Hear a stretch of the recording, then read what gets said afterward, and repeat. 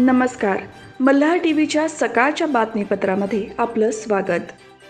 मुंबई ते नवी मुंबई अंतर 20 ते 22 मिनिटात पार करणारा अटल सेतू प्रकल्पाचे आज लोकार्पण झाल्यानंतर तो सर्वसामान्यांसाठी खुला होणार आहे. या सागरी सेतूवरून वाहन चालकांना ताशी 100 किलोमीटर वेगाने वाहने चालवता येणार असल्याचे मुंबई महानगर प्रदेश विकास प्राधिकरणाकडून स्पष्ट करण्यात आले आहे. अटल सेतूवर अत्याधुनिक वाहतूक नियंत्रण यंत्रणा अर्थात इंटेलिजंट ट्रॅफिक मॅनेजमेंट सिस्टीम कार्यान्वित केली आहे. या यंत्रणेच्या अंतर्गत या सागरी सेतूवर विविध प्रकारचे सुमारे 400 कॅमेरे बसवण्यात आले आहेत. त्यामुळे वेग मर्यादेचे उल्लंघन करणारी वाहने या कॅमेऱ्यात काही सेकंदात कैद होणार आहेत. अशा वाहन चालकांविरोधात दंडात्मक कारवाई केली जाणार आहे. हा सेतू वाहतूक सेवेत दाखल झाल्यानंतर यावरून दिवसाला 70,000 वाहने धावतील असा दावा केला जात आहे.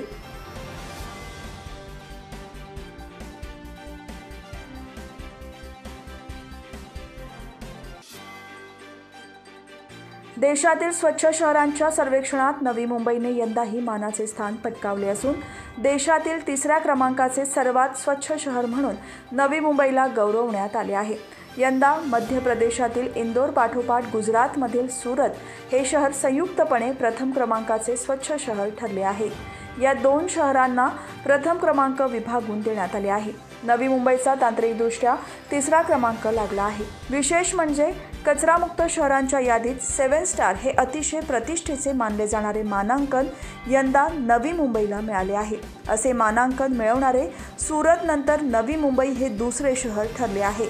गेल्या काही वर्षात स्वच्छतेच्या आघाडीवर नवी मुंबई सातत्यपूर्ण कामगिरी करताना दिसत आहे. राष्ट्रपती द्रौपदी मुर्मू यांच्या हस्ते दिल्ली येथे झालेल्या कार्यक्रमात महापालिका आयुक्त राजेश नार्वेकर, अतिरिक्त आयुक्त सुजाता ढोले आणि घनकचरा विभागाचे प्रमुख बाबासाहेब राजळे यांनी हा पुरस्कार स्वीकारला.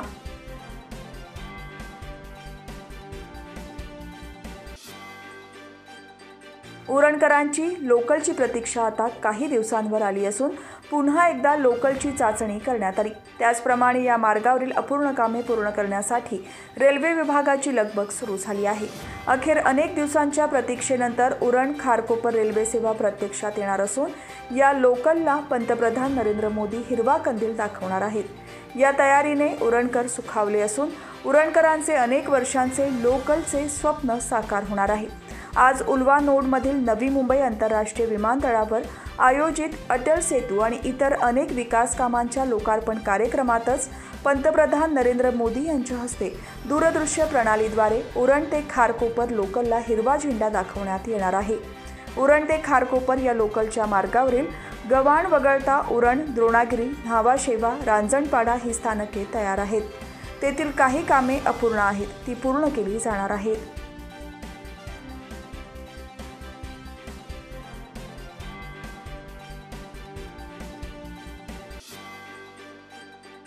मुख्यमंत्री एकनाथ शिंदे यांच्या नेतृत्वाखालील शिवसेना हीच खरी शिवसेना असल्याचा निर्णय निवडणूक आयोगाने घेतला असून त्याचाच आधार घेत आणि शिवसेनेच्या घटनेचा विचार करता केवळ पक्षप्रमुख म्हणून एक व्यक्ती कुणाचीही पक्षातून हकालपट्टी करू शकत नाही, असे सांगत विधानसभा अध्यक्ष राहुल नार्वेकर यांनी एकनाथ शिंदेसह शिवसेनेच्या 16 आमदारांना अपात्र ठरवण्याची उद्धव ठाकरे गटाची मागणी फेटाळून लावली आहे. शिंदेसह ठाकरे गटाचे सर्वच आमदार नार्वेकर यांनी पात्र ठरवले आहेत. आमदार भरत गोगावले हेच शिवसेनेचे प्रतोद आहेत, असे देखील विधानसभा अध्यक्षांनी जाहीर केले आहे. हा निकाल जाहीर होताच पनवेलमध्ये शिवसैनिकांनी आनंदोत्सव साजरा केला. यावेळी पनवेल महानगर प्रमुख ॲडव्होकेट प्रथमेश चंद्रशेखर सोमण, पनवेल शहर प्रमुख प्रसाद सोनावणे, पनवेल शहर संघटक अभिजित साखरे, उपशहर संघटक सिद्धेश खानवेलकर, प्रसिद्धी प्रमुख तौफिक भागवान, विभाग प्रमुख आशिष पनवेलकर, विभाग प्रमुख अविनाश साफल्य, शाखा प्रमुख प्रतीक वाजेकर, किरण पवार, किरण काळवेकर, हितेंद्र पेंडकर, दीपेश नवदारे, सुमित कदम, मंगेश दांडेकरी, युवा सेनेचे गुलाब बागवान, अनिकेत जयस्वाल यांच्यासह पदाधिकारी आणि शिवसैनिक मोठ्या संख्येने उपस्थित होते.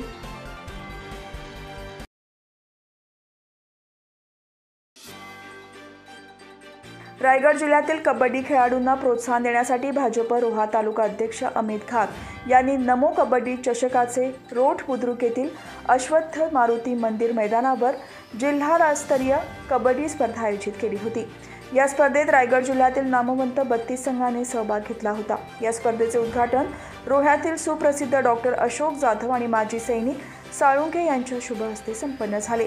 भाजप रोहा तालुका अध्यक्ष अमित घाग यांच्या वाढदिवसाचे औचित्य साधून आयोजित कबड्डी स्पर्धेत चुरशीच्या लढतीत रोह्यातील चौंडेश्वरी कडसुरे संघाने काळभैरव उडदवणे संघावर मात करून प्रथम क्रमांक पटकावला। द्वितीय क्रमांक काळभैरव उडदवणे संघ, तृतीय क्रमांक जय हनुमान वाशी, चतुर्थ क्रमांक चिंचमाता बोर्ली पंचतन संघाने पटकावला। विजेत्यांना मान्यवरांच्या हस्ते बक्षीस देऊन गौरवण्यात आले।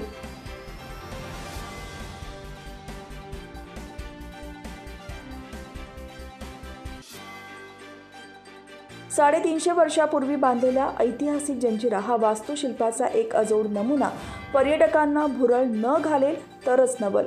देश विदेशातील पर्यटकांसाठी हे अनोखे समुद्रशिल्प पुरातत्व विभागाकडे असून ऐतिहासिक वास्तूच्या देखभालीकडे फारसे गांभीर्याने पाहिले जात नाही, अशी इतिहासप्रेमींची तक्रार होती। तसेच याबाबत अनेक वर्तमानपत्रात सुद्धा बातम्या प्रसिद्ध झाल्या होत्या।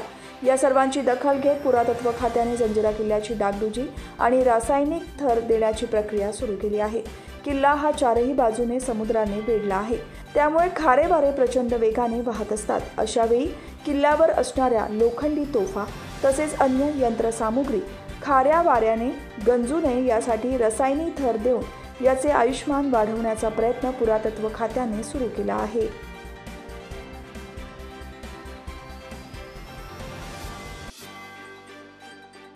अटल सेतूच्या उद्घाटन कार्यक्रम आज होणार आहे। त्या अनुषंगाने वाहतूक नियमाकरिता नवी मुंबई वाहतूक विभागाकडून योग्य तो रोड बंदोबस्त नेमण्यात येणार आहे।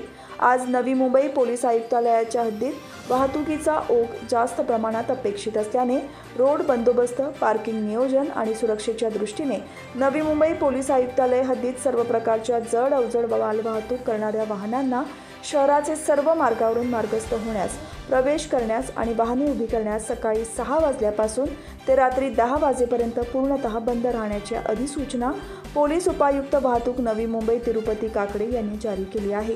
ही वाहतूक नियंत्रण अधिसूचना जीवनावश्यक वाहने, पोलीस वाहने, फायर ब्रिगेड, रुग्णवाहिका या कार्यक्रमाच्या अनुषंगाने येणारी वाहने, प्रवासी वाहतूक करणाऱ्या सर्व प्रकारच्या बसेस तसेच इतर अत्यावश्यक सेवेतील वाहनांना लागू होणार नाही। उरण पोलीस ठाण्याच्या हद्दीत घरफोडीचे सत्र सुरू असून कळंबुसरे, चिरनेर या गावातील रहिवाशांच्या घरातील मौल्यवान सोन्या चांदीचे दागिने, रोख रक्कम घेऊन चोरट्यांनी पोबारा केल्याची घटना घडली आहे।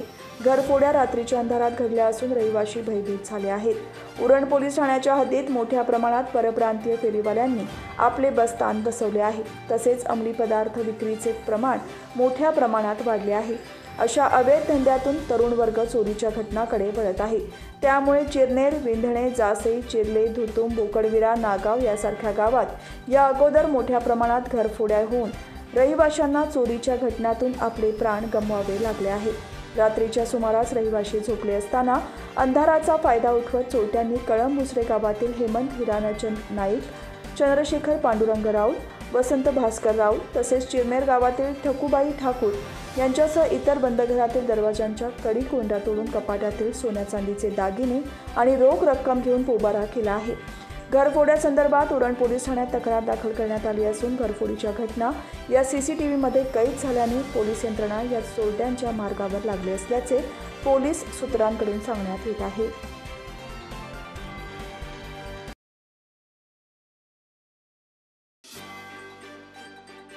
मुरुड तालुक्यातील पद्मदुर्ग किल्ल्यावर पर्यटकांसाठी सुविधांची निर्मिती करण्याच्या सूचना उपमुख्यमंत्री अजित पवार यांनी दिल्या आहेत।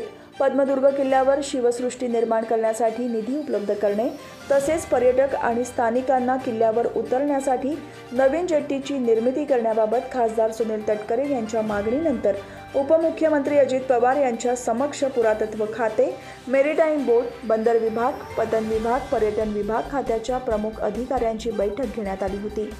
या एका बैठकीत पद्मदुर्ग किल्ल्यावर सोयीसुविधा निर्माण करण्यासाठी निधीची कमतरता पडू देणार नाही, आवश्यक असणारी कामे तातडीने सुचवून ती पूर्ण करावी, कोकणच्या पर्यटन विकासासाठी किनारी भागातील जलदुर्गाचा विकास करताना जेट्टीची उभारणी करावी, पद्मदुर्ग किल्ल्याच्या विकासाचा आराखडा तयार करावा आणि त्यासाठी पर्यटन विभागाने सहकार्य करावे अशा सूचनाही त्यांनी बैठकीत केल्या।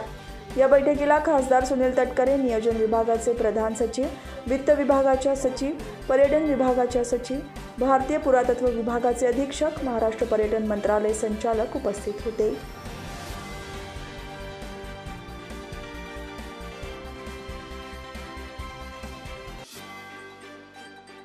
भगवान श्रीरामाच्या मूर्तींची प्राणप्रतिष्ठा अयोध्येतील राम मंदिरात 22 जानेवारी रोजी करण्यात येणार आहे.